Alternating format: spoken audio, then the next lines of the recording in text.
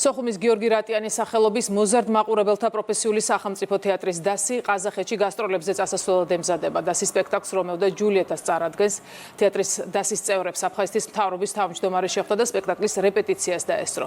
თეატრის საერთაშორისო ფესტივალზე კულტურის სამინისტროს ფინანსური მხარდაჭერით მიემგზავრება.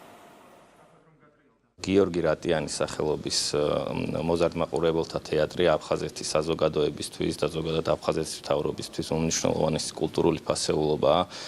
მე მინდა მათ წარმატებები უსურვო ყაზახეთის საერთაშორისო ფესტივალზე, რომელიც ძალიან მნიშვნელოვანი ღონისძიებაა და ზოგადად ეს თეატრი არის ჩვენი საზოგადოებისთვის დამაკავშირებელი, თაობათა დამაკავშირებელი თეატრი და მიხარია, რომ ესეთ დონეზე ესეთ წარმატებებს აღწევენ. მთავრობის თავმჯდომარე მუდმივად გვერდში უდგას აფხაზეთის შემოქმედებით კოლექტივებს.